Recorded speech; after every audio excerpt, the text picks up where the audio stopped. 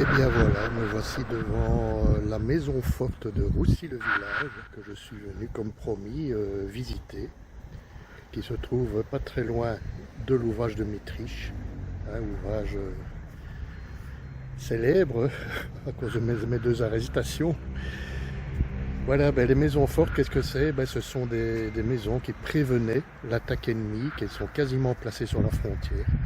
Ce sont des bunkers en fait qui sont déguisés en maison, en simple maison, et qui ont toute une série de postes de défense, de créneaux, et qui alertaient une attaque ennemie en avant de la ligne principale de résistance de la ligne Maginot. Donc cette maison forte, je vais la visiter tout à l'heure. Bon, j'aurai beaucoup plus de renseignements. On est tout près de la frontière luxembourgeoise, où il y a eu quand même pas mal de combats à partir du 10 mai 40 ici. Il y a eu des unités françaises qui ont pénétré au Luxembourg. Il y a eu des combats et ces maisons ont donné, elles ont servi. J'en saurai plus tout à l'heure. Je vais un petit peu vous la montrer. Donc je viens en fait...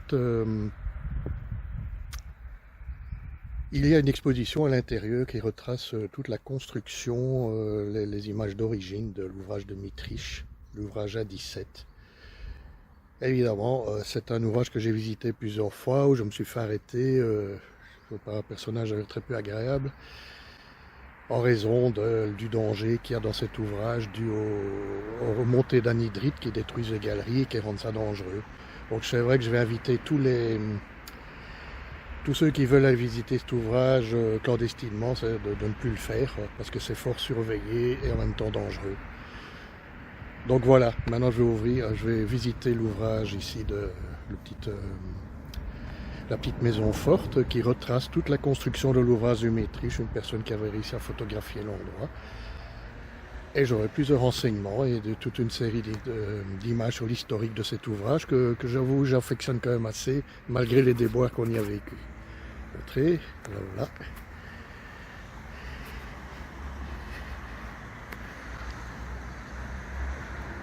Voilà, une maison de style des années 30. Hein. Et voilà ici, toute une série de créneaux, le bunker avec les créneaux.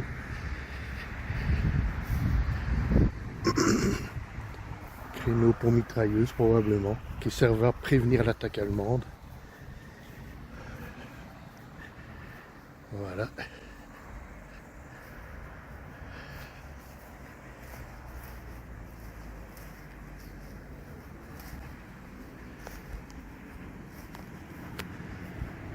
C'était, si on veut, les sentinelles placées quasiment près de la frontière, qui permettaient de donner l'alerte au gros ensemble de la ligne Maginot. Voilà, quelques renseignements sur les visites. Là, sur les visites qui se terminent aujourd'hui, donc peut-être qu'en hors saison, il y aura d'autres possibilités de les visiter. Il en reste très peu dans les régions, des maisons fortes comme ça.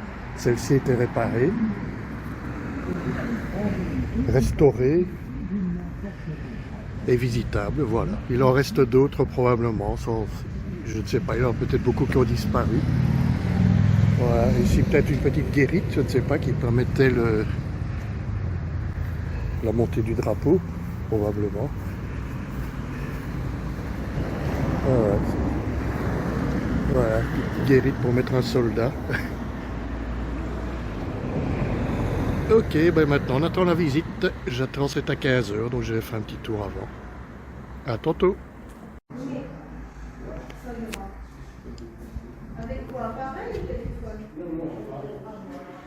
Voici la maison forte, réaménagée en musée, donc c'est pas mal. Donc cette maison servait à donner l'alarme en cas d'attaque ennemie. Voilà, tous des documents d'époque qui ont été réunis ici, et ça vaut vraiment la peine. Et ça concerne, toutes les images concernent l'ouvrage de Mitriche qu'on connaît bien.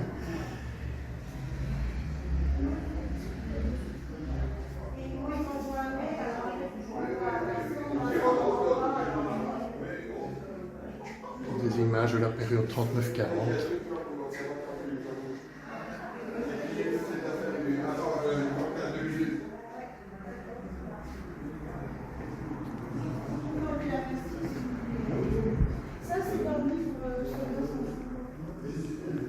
Par contre, cette photo-là, je la connais, c'est dans l'ouvrage lui-même.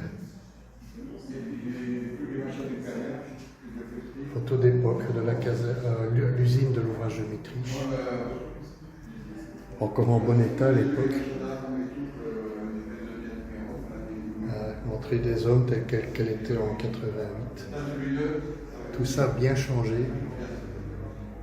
Tout est couvert de suie, abîmé maintenant. Les moteurs ont été en partie démontés.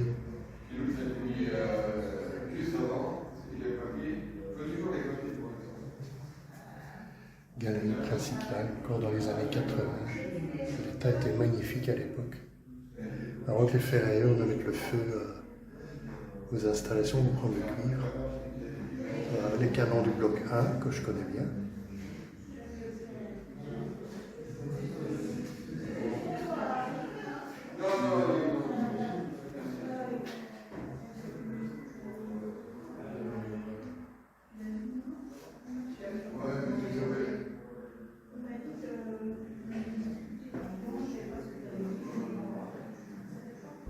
Voilà, la guerre de frontières, début de la guerre. J'étais chargé de surveiller la frontière et de donner l'alerte en cas d'attaque. Voilà, l'entrée des hommes. Comme elle est aujourd'hui.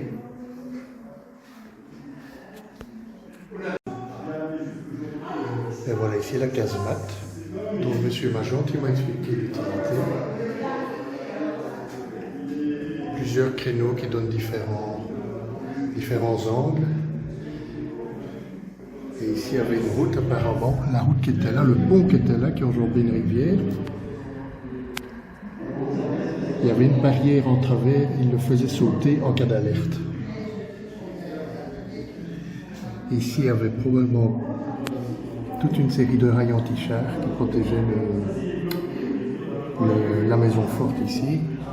Ici, le créneau, je ne sais pas l'ouvrir, il donnait sur la route principale qui était minée complètement.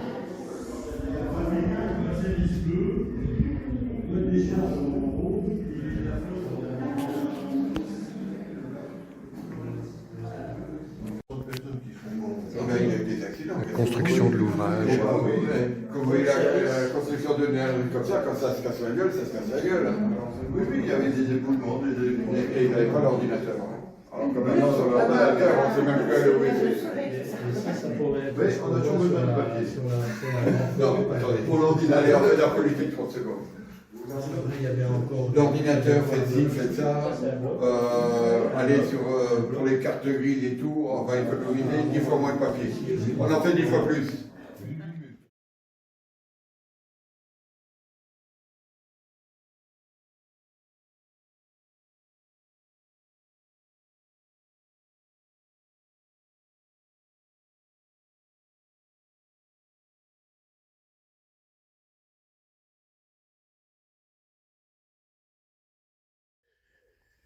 Nous voilà arrivés dans la forêt où se trouve l'ouvrage Maginot A17, donc à Mitriche, que je vais probablement faire pour la 4e fois.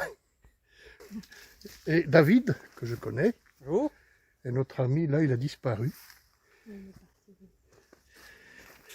Bon, on va devoir se frayer un chemin dans la brousse, là. C'est un énorme ouvrage à 10-11 blocs, qui est le 3e ou 4e plus gros de la ligne Maginot, qui va quand même pas mal donner en juin 40. Il a tiré pas mal de fois pour soutenir ses voisins. Et je raconterai le reste plus tard, quoi. On va d'abord rentrer dedans, essayer.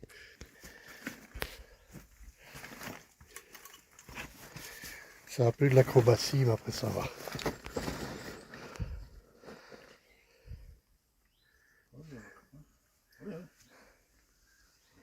Ah oui, il faut monter.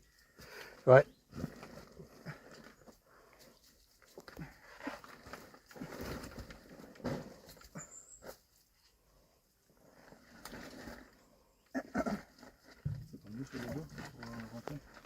Ouais, c'est ce que je fais moi en temps normal. Bon, au suivant, alors j'y vais moi, c'est comme vous voulez.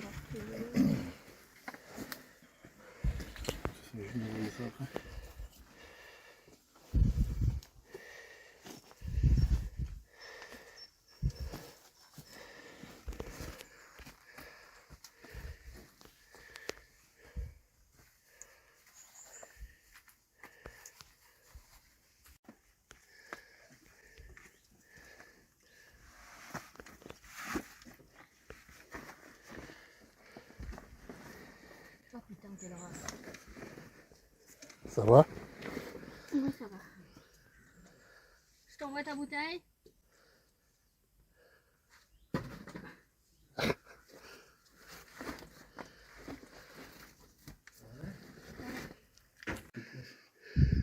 Tous les câbles passaient par ici, évidemment ça a été...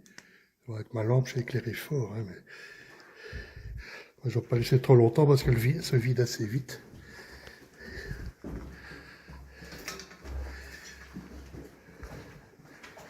Donc c'était l'entrée des hommes. L'autre entrée, c'était l'entrée munitions. Et là, c'était exclusivement réservé à l'accès des munitions, de l'intendance, de la nourriture et tout. Et les soldats rentraient par ici.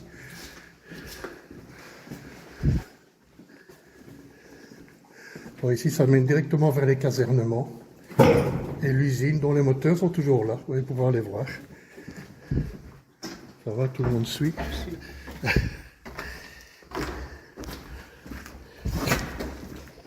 Ça glisse. Faire attention.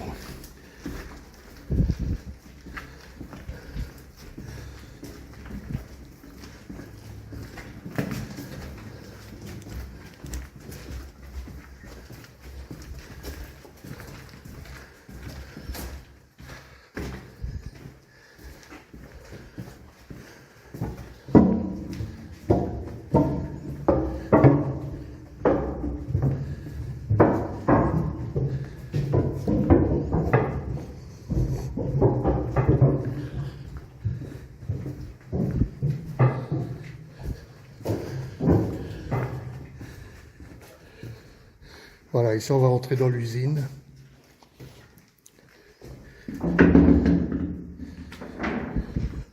L'usine qui produisait l'électricité pour l'ouvrage. Les ouvrages normalement étaient reliés au réseau normal, mais quand les Allemands arrivaient, ils coupaient le réseau électrique et c'était les moteurs ici qui prenaient le relais. C'était 4 gros moteurs diesel.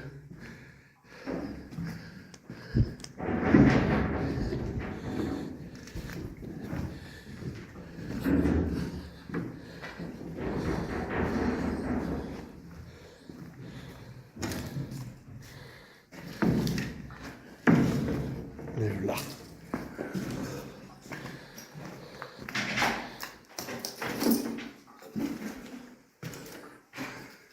Ici l'atelier, tout ce qui est consistant en réparation. Ouais, les câbles ici, ils ont été pris. Hein.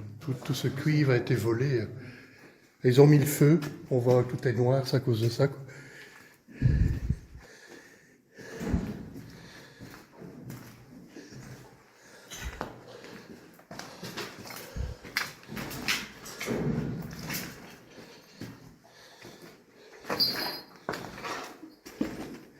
Voilà, deux magnifiques moteurs diesel. Ça va, ici, va derrière. Ça va là-bas?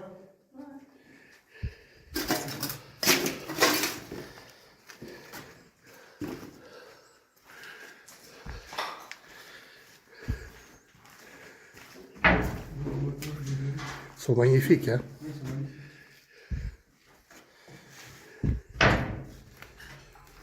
En fait, il fallait les mettre en route, on mettait une tige là-dedans, et il fallait faire tourner cette roulette. Et alors il y avait des bonbonnes, mais bon, elles n'existent plus. Des bonbonnes sous pression qui permettaient... Ouais, comme les anciennes voitures. Hein. D'accord. C'était pas trop dangereux quand ça redémarrait pour la tige? Ça pouvait, oui. Ça pouvait être dangereux. Ouais, dans le musée qu'on a fait à Bombay, chez le gars, il nous les a mis en route. Hein. Ils ont restauré les moteurs, ils les ont mis en route. Et on a des bonbonnes de haute pression qu'on injecte dedans et la moto se monte. Ah, c'est pas facile à mettre en route, ce machin. C'est comme les voitures au début, c'est le manivelle, bah, c'était pareil. Quoi. Ils sont beaux, hein. Et il y en a encore deux autres de l'autre côté. La salle des filtres. Donc, il permettait de filtrer l'air de l'ouvrage parce que les Allemands pouvaient attaquer le fort par du gaz, hein, comme en 14, quoi, la gaz moutarde et tout. Et ces filtres permettaient de filtrer l'air, de mettre l'ouvrage sous haute pression, donc la pression plus forte qu'à l'extérieur, et qui permettait de chasser le gaz. Donc tous ces appareils servaient à ça.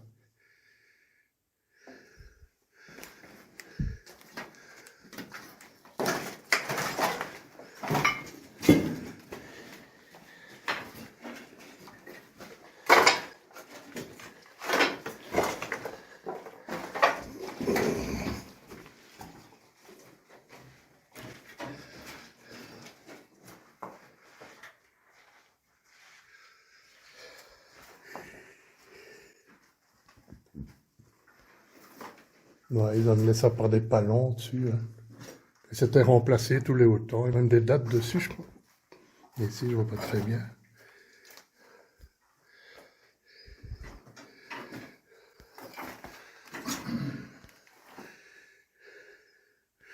Il n'y a pas la date dessus. 40 peut-être. Avec le fort ici, il a tenu jusqu'au 2 juillet 40. Et l'armistice a lieu le 25 juin 40. Donc la ligne Maginot est entièrement cerclée par les Allemands. Et ils n'ont pas réussi à la réduire, quoi. On voit la puissance de tir qu'il y avait ici, quoi. Alors, en vertu de l'armistice, ils ont dû sortir à contre-cœur, parce que quand t'as pas perdu la bataille, c'est plutôt frustrant, quoi.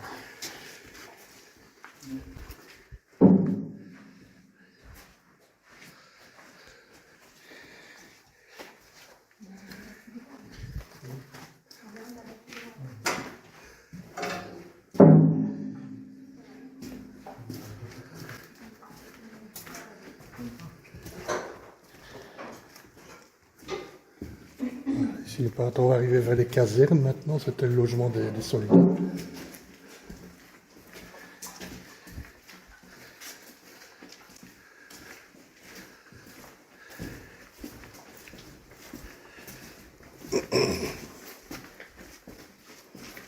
On voit l'épaisseur du béton ici pour faire le sol.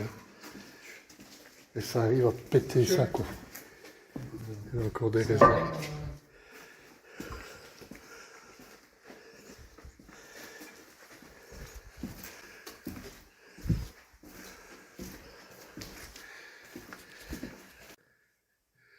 Voilà, les effets de l'anhydrite. C'est un minéral qui est exploité dans la région, il y a des mines ici. Mais bon, là, ils l'ont réparé dans les années 50, l'ouvrage ici. Ils ont encore remis tout ça en service après la guerre. Mais le problème est revenu à chaque fois. Et ici, dans le temps, tout était cloisonné à l'époque pour servir de caserne. Et les Allemands tout ouvert pour faire des usines, quoi.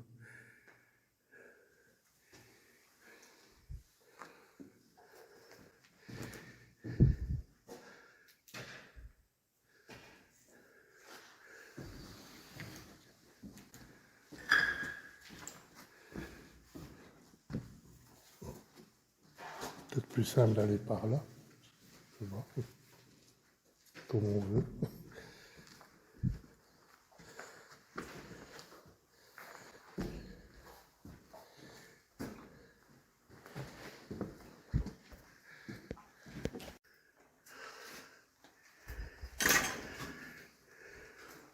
Donc ça, c'était la Vide, malheureusement, il n'y a plus de vin. Fini. Ah ouais, ça. Non, mais bon, ils avaient droit à une ration de vin quand même. Et c'est du grand fait, hein. Mais ils étaient bien soignés ici à l'île Maginot. Bon, dès qu'ils vivaient, ils ont vécu ici pendant 9 mois, que t'es ici en dessous.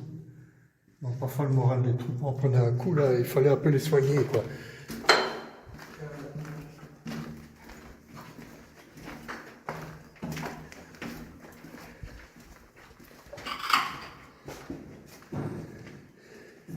Un petit local. Bon, les cuisines doivent être ici quelque part.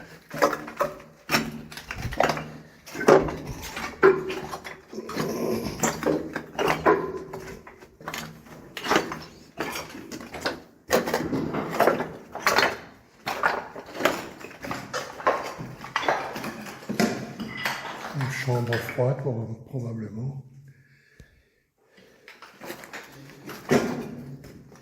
Ici, la cuisine, je l'ai. Voilà.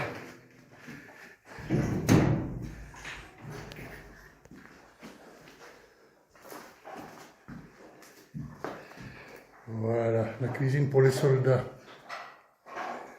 Et il paraît qu'elle était très bonne. Il fallait quand même nourrir entre 700 et 800 hommes. Hein. Là, c'était le four. Ici, c'est les énormes cocottes minutes.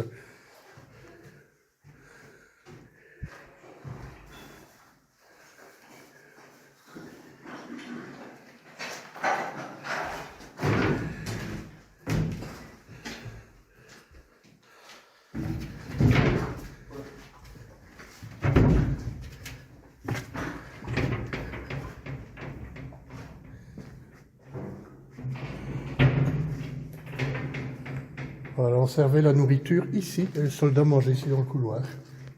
Il y avait à l'origine de petites banquettes, là on voit encore des traces tout le long. Apparemment ici ça a disparu.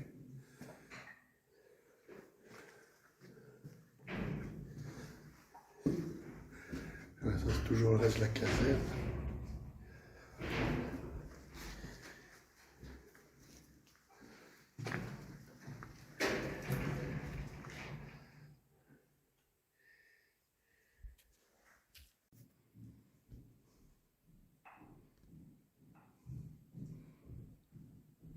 Un atelier, un répartiteur électrique probablement.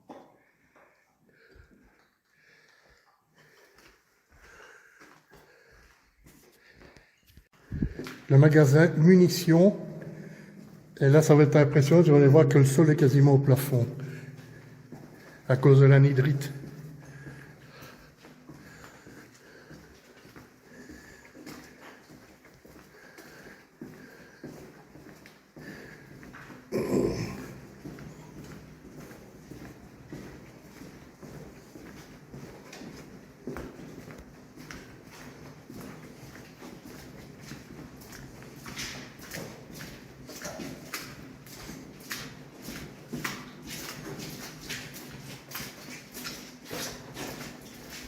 Alors, ceci, Oui. on se demandait c'était quoi la dernière fois, ça, ceci. En fait, c'était un truc de purge, pour purger l'eau. Oui, on se posait la question, c'est vrai. C'était avec toi que j'avais vu ça.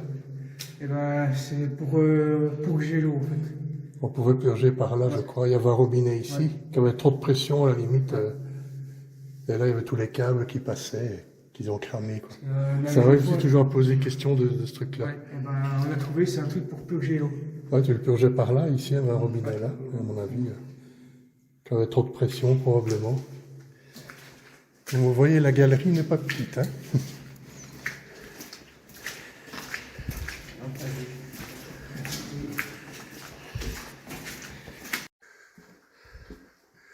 Et voilà, le fameux accès au magasin munitions, où tout le sol a été soulevé par le banc d'anhydrite. C'est impressionnant.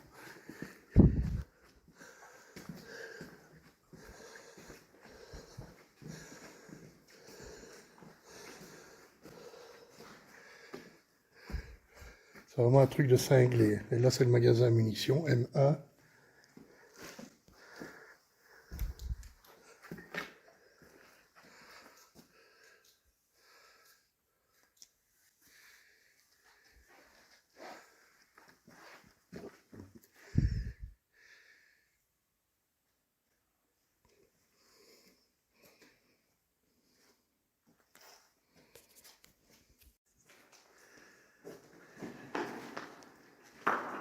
Et voilà le désastre dû à l'anhydrite.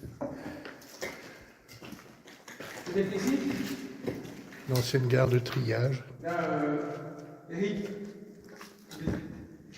Ouais, là c'est bien. La lumière, je vais peut-être manger.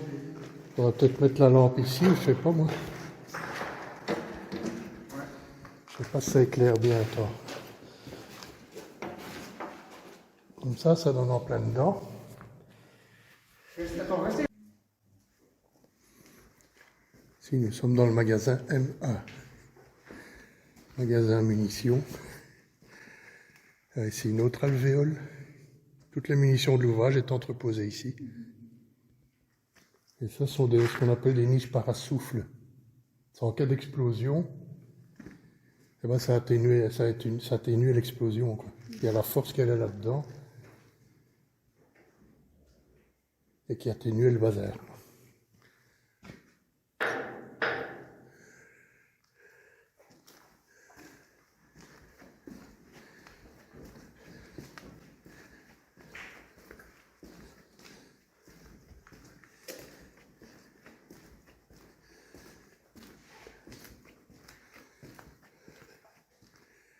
Ouais, ici, il y a plus de bacs à munitions.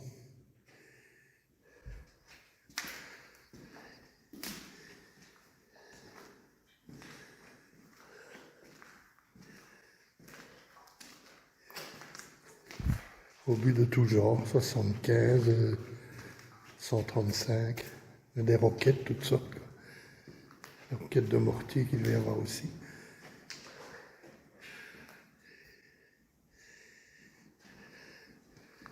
On les entreposait là-dedans.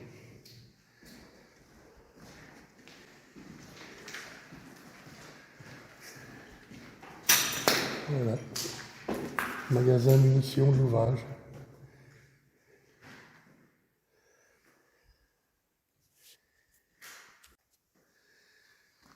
Petit effet lumineux avec les casiers à munitions.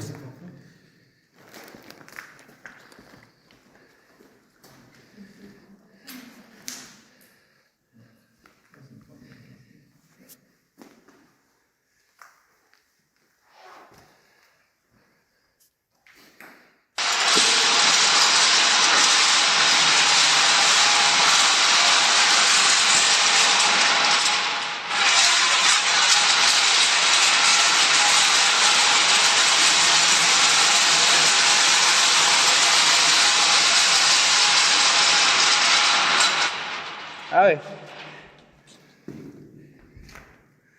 C'est le garage ici.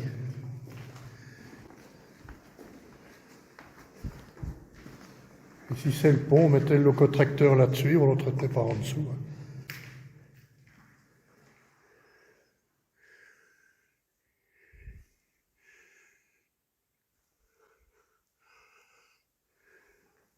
Ça arrivait que ces salles servent de salle de cinéma à l'époque. Il fallait comme un peu distraire les hommes aussi.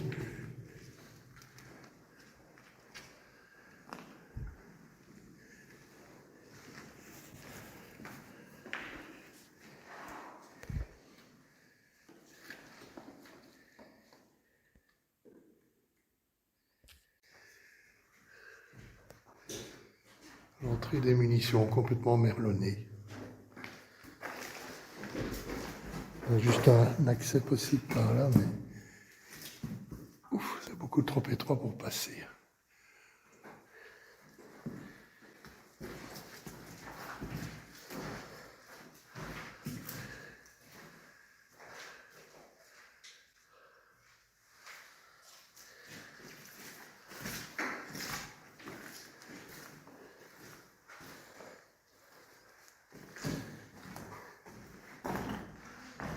Créneau.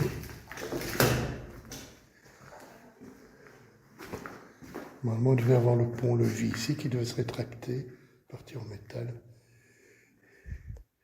Et l'entrée est complètement bouchée.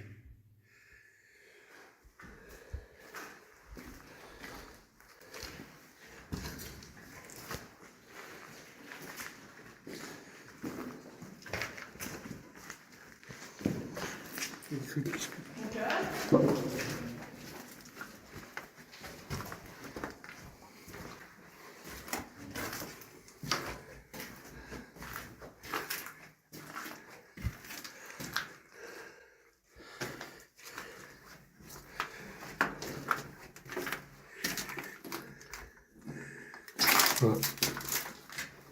Probablement le créneau de défense ici. Ouais. Ah, pas mal ici. Toutes les armoires à clés de l'ouvrage.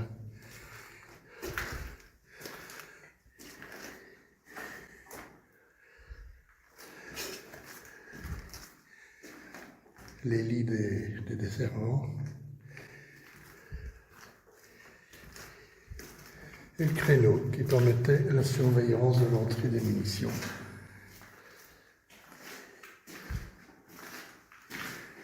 Et ici également.